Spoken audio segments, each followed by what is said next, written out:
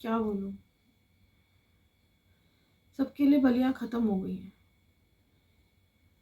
9 दिसंबर 10 दिसंबर तक सारी कहानी खत्म हो गई। सबने सोचा बस हो गया, सब अपने अपने घर चले गए, वो बच्चे मर गए कुछ क्षण तड़प तड़प के। अब मैं सबसे पूछना चाहती हूँ, आप में से किसको पता है कि माँ के साथ क्या हो रहा है? उसके बाद से भी उसने मांगी थी ना बलि, सब कह रहे थे बड़ी जोर से, जिन्होंने जिन्होंने बलि चढ़ाई है कि वो मांगती है, माँ को चढ़ाई हमने, माँ ने मांगी। माँ के साथ हो क्या रहा है? कितनी चौकियां हैं जिनको पता है एक्चुअली में माँ के साथ क्या हो रहा है? या वो माँ को फील कर रहे हैं या माँ को यूज कर रहे हैं? अपने आप से कब पूछेंगे वो कि शक्ति को इस्तेमाल कर रहे हैं कि असल में उन्होंने माँ के साथ कोई रिश्ता बनाया है, माँ को धारण किया अगर उसके शरीर में, अपने शरीर में।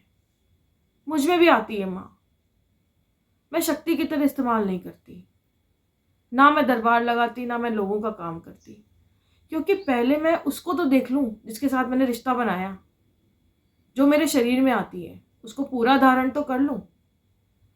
पूरा धारण करने का मतलब है उसके सारे इमोशंस, उसके सारे सुख दुख से वाकिफ होना।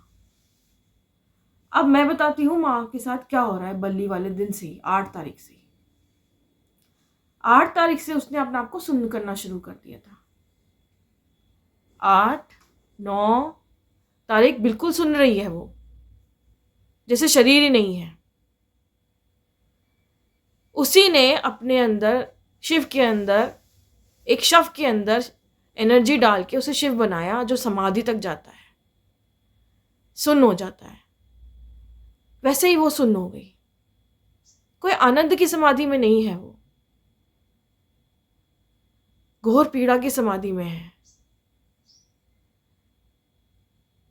अपने हर एक शरीर का एक एक पोषण उसने सुन्न करके, डेड करके, उस संकल्प के साथ रहती है कि अब मैं शादी नहीं करूंगी, चाहे शिव आ जाए, चाहे कोई आ जाए। मैं बच्चे नहीं करूंगी क्योंकि मेरे बच्चे कटते हैं हमेशा। माँ के बच्चे कटते हैं, खुद के बच्चे उसके कटते हैं। और वो जो गले में लेके घूमती है ना, असुरों की माला नहीं है वो बच्चों के हैं उसके सिर। उन बच्चों के बॉडी पार्ट्स हैं जो माला बना के वो खुद गूंद के माला उसकी गले में, क्योंकि अपने कुछ अपने पास चिपका लूं। कोई माँ है अगर ना जो देख रही है और जो मानती है कि देवी माँ है और सारे बच्चे उसके बच्चे हैं, वो समझ सकती है कि कोई भी माँ पागल हो जाएगी अगर एक एक सेकंड में उसके बच्चों को उसके टुकड़े टुकड़े करके उसके नाम पे ही उसी को चढ़ाओगे। वो उसको गूंद देगी उसके पागलपन में, उसके शरीर के टुकड़ों को गूंद के अपने गले में बांध देगी कि मेरे बच्चे मुझसे अलग मत करो, लाओ मेरे को ही दे दो, जाओ। इतनी पीड़ा है उसके अंदर। और सुनो के फिर वो वही पहन के बस निकल पड़ती है। बोलते हैं ना, गली गली घूमती है काली, तो हाँ गली गली घूमती है, पागल बन के घूमती है, क्योंकि उसके बच्चे काटते हो, वही काटते हैं जो कि माँ माँ करके उसके अपनी अपनी वो करवाते हैं, लोगों से दरबार लगवाते हैं, काम करवाते हैं लोग। क्या वो दासी है क्या तुम्हारी? काम करवाते हैं लोगों के। ला तेरा ये बताऊं, तेरा वो बताऊं, ये तुम्हारी खुद की ईगो है। जितना दरबार लगाने वाले हैं, ये बड़ा ये दरबार वो दरबार, पहले उसको तो समझो जिसको इस्तेमाल कर रहे हो, जिसकी पीड़ा नहीं समझ में आ रही। शर्म है हर उस इंसान में। आम इंसान को कुछ नहीं बोलती मैं, हर उसमें से शर्म है जिसके अंदर शक्ति आती है, उसे शक्ति की पीड़ा ही नहीं पता।